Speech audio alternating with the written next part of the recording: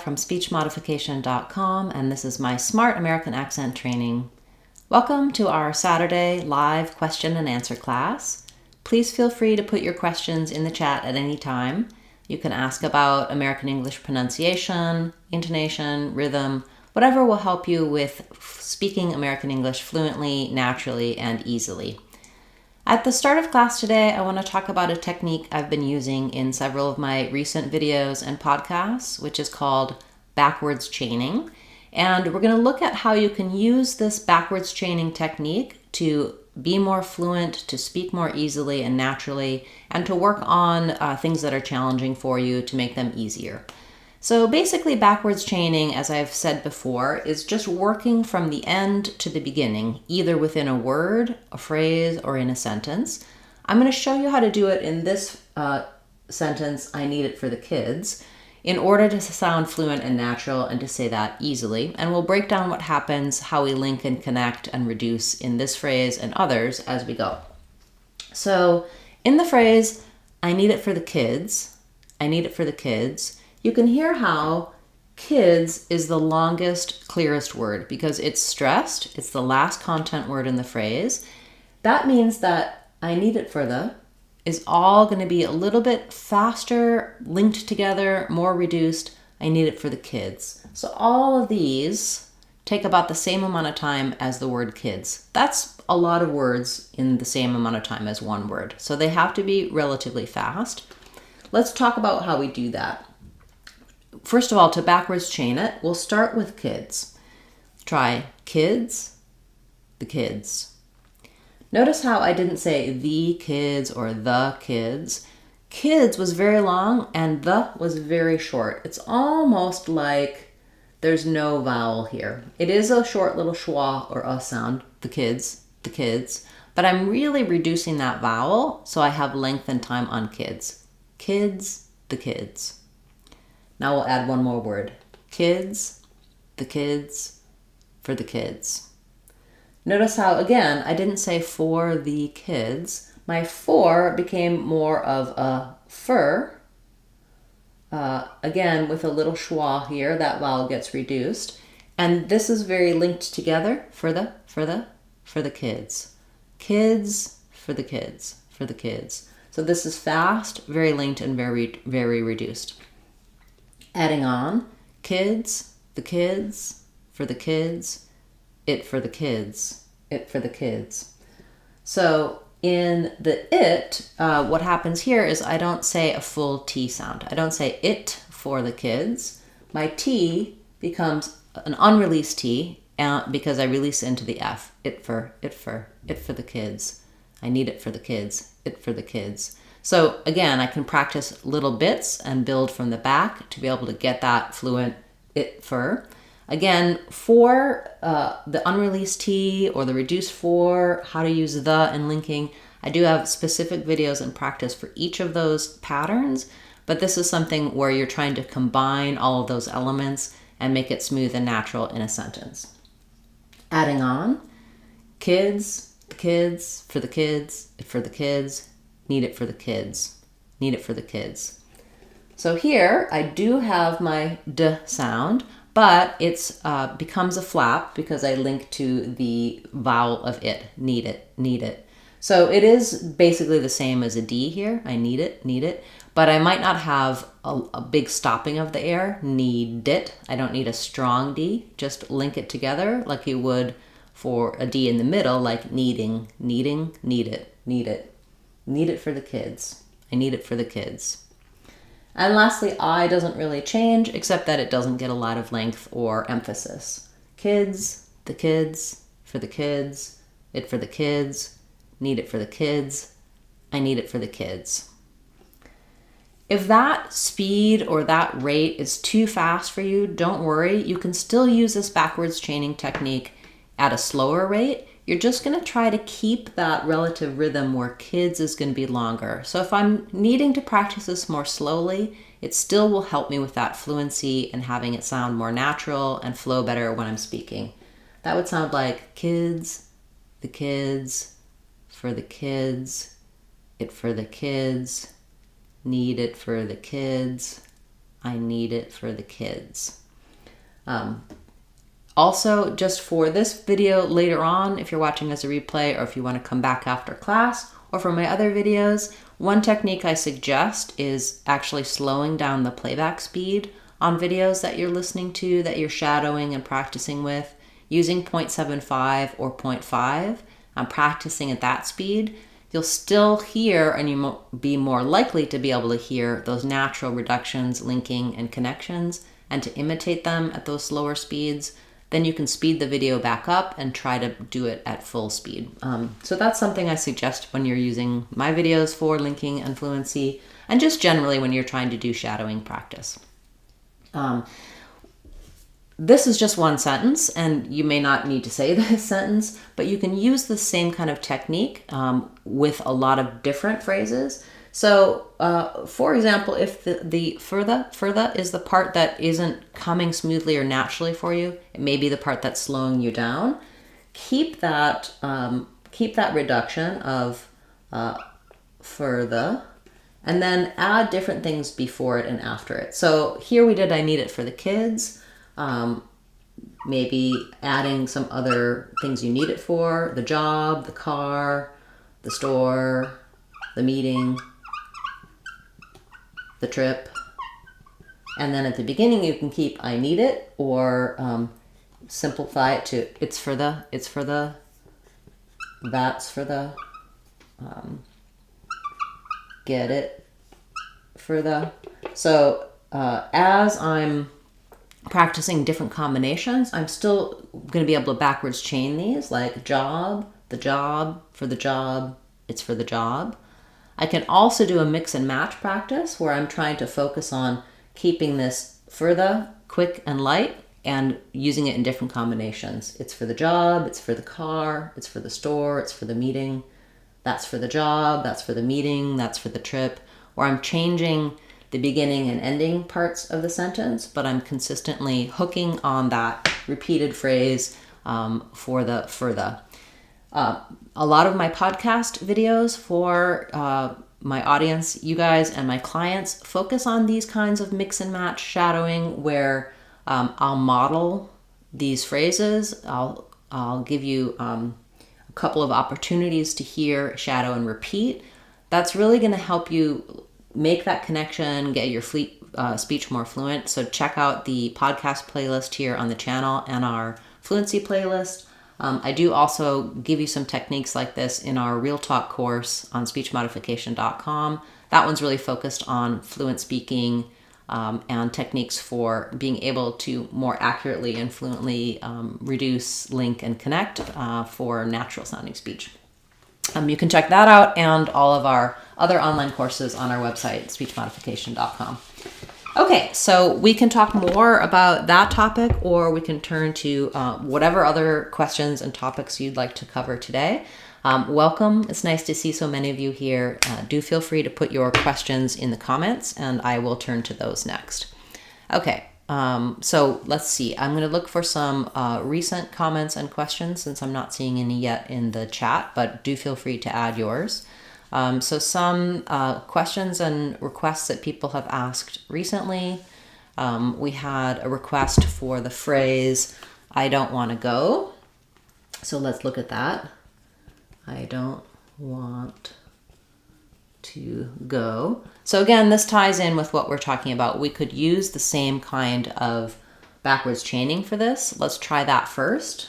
Go, to go, want to go, don't want to go, I don't want to go. I think this person is asking about this because of these T's, how we make the connection and how we link for all of these. So let's break that down. In I don't, if I'm just saying I don't by itself, I can let that T out. But in this case, because it's followed by a consonant sound, I don't want, we're not going to let that T out. We're more likely to use an unreleased T. I don't want. And then I can either do want to with an unreleased T and a released T on the to, want to. Or I can change it to wanna. I don't wanna go. You'll hear both in natural speech, in connected speech, don't want to go, don't want to go. It's maybe slightly more casual or informal to use wanna instead of want to, or want to, but it's perfectly acceptable in most cases. It's not really slang or poor grammar. It's just how we speak in connected speech. So you can change this to a t, with a very short vowel. To go, want to go, I don't want to go, don't want to go, or I don't want to go. Two different ways to do that phrase. Thank you for that request. Okay, we have a question about, let's see, the phrase or the word duke.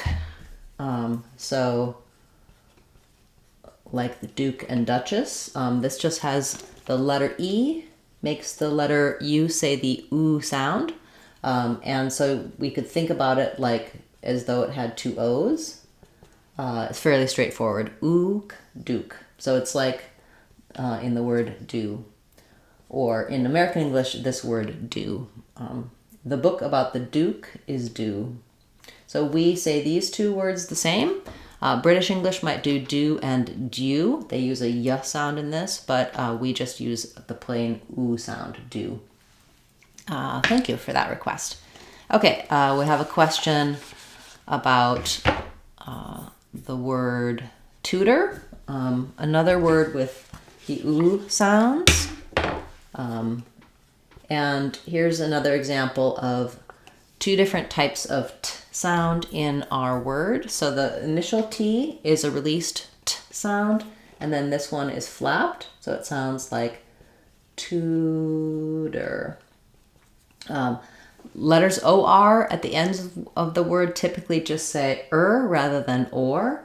So rather than tutor, tutor. If that's difficult for you to make that flap sound, some people, it helps them to think of it as an R sound. The flap can be used as an R in some languages. In English, we use it for the T and D in the middle of words, many words in the middle. So similarly, like water or better. Sometimes that flap plus the sound is difficult. So you might find it easier to do it in something like waiting. Waiting, that flap there, when there's not an R, and then once you can have the nice, light, easy flap sound, waiting, I'm waiting to go waiting, then put it into words like water or tutor. Okay, great. So it's nice to see so many of you here. If you do have questions, words you'd like me to talk about, feel free to put those in the chat. If you're watching this later on as a replay, you can add your questions in the comments and I'll turn to those. Okay, we have a question about the word rarely. So any word with double R's or R's and L's can be difficult. The letters AR in rarely say the air sound, so I'll rewrite that like in the word air. That's because the E makes the A say its name. So rare, care, bear, or this bear, those all have the same sound with the air. So I would start with the air in rarely. Try saying air, then add your first R back. Air, rare, and then lastly add your unstressed second syllable ly.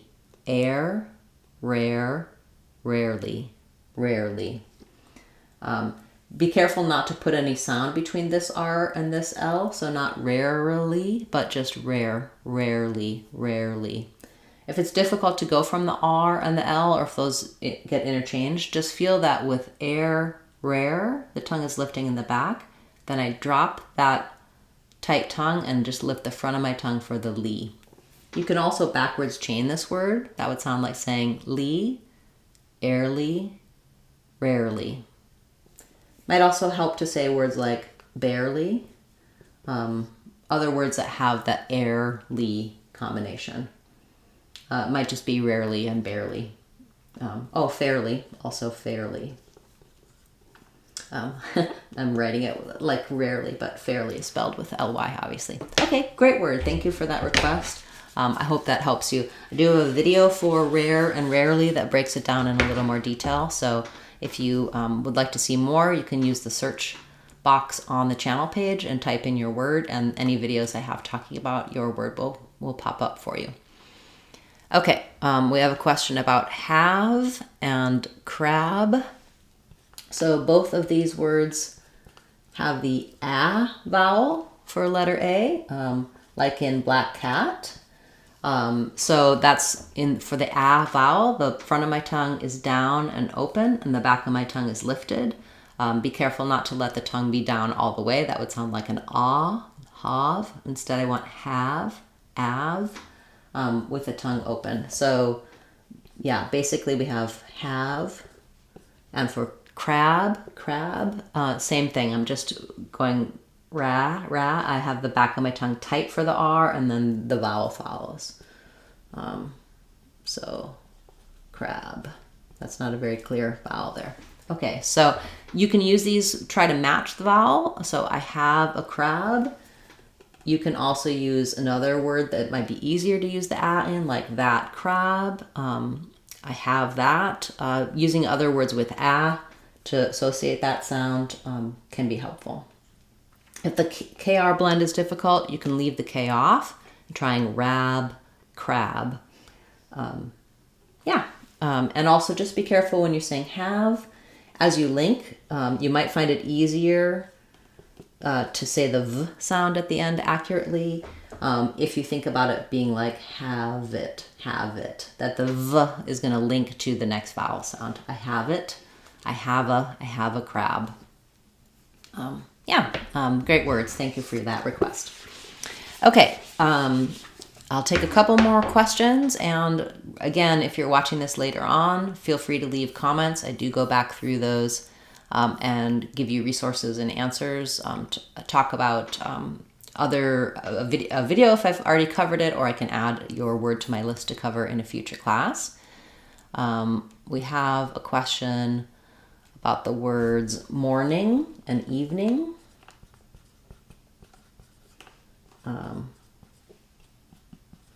So these both end with the ing sound, obviously, where the tongue needs to lift in the back. So be careful not to lift in the front like mornin, but rather morning, ning. You can backwards chain the word, trying going from ing, then adding your n sound, ing, ning, morning, morning. Same thing with evening, ing, ning, that only has three. Ning, ing, ning, evening. So in evening, we have the E sound, V, and then we go right to the N, evening. So be careful that you don't want evening, even though it has the same letters as even. We don't make any sound here. Evening. Morning, exact same thing, 2 syllables. Stress on more. Morning. Letters OR say the or sound in morning. Yes, very good. Okay. We have a question about clandestine. So clandestine is stressed on the des syllable. We have the a vowel here. So a little secondary stress on clandestine. We have the I diphthong. Letter E makes the I say its name. Clandestine. So thinking about it like clandestine.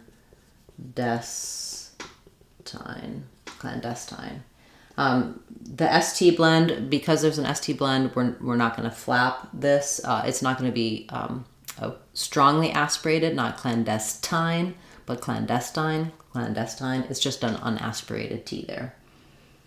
So they were engaging in clandestine activities, for example. I always like to, break down the word, work on it by itself, and then trying it in some short phrases so that you can hold on to that new correct pronunciation is always a good practice technique. Thank you. Good word. Okay. So we have a comment about being able to understand but having difficulty speaking. Just generally, my advice for you is that it's always we all have better listening comprehension than we have expression. It's always easier to understand than it is to say things. But to improve our ability to say more, we simply have to speak more. So one of the things I suggest is if you can find anyone to speak with, great. If you don't have a partner to practice with, starting to just try to imitate what you hear, repeat back in shadow what you're listening to in English, and try to just form whatever sentences you can, describe what's around you, talk about what you're thinking in your mind. The more you're just using and having to pull words, pull grammar, pull pronunciation out, the more you'll see improvement. It's true also with writing and reading that usually we can read and understand. That's usually better than our writing skill. Our writing is also often better than our speaking. So you can practice your writing and then speak aloud what you've written. But there's just a lot of different ways. The more you have to use a skill, the more you realize what specifically your weaknesses are, and then you can work on improving those. But yes, it's very normal to have that gap between being able to understand and being able to speak. Yes, clandestine is, it's not exactly what you would think based on how it looks. Okay, wonderful. Nice to see so many of you here. I will keep it a little bit on the shorter side today since there haven't been a lot of requests and comments. But again, if you're watching this later on, feel free to leave a comment with your question. We'll be back tomorrow with a special Sunday video. Wednesday, we'll have our Word Wednesday, and Friday, our Fluency Friday. And of course, next Saturday, we'll have our live question and answer class again. So I look forward to seeing you then. Thanks so much for watching and for supporting the channel. I'm Christine Dunbar from speechmodification.com. Remember, if you want to sound like a native speaker, you can do it. speechmodification.com. Bye, everyone. Hope to see you again soon.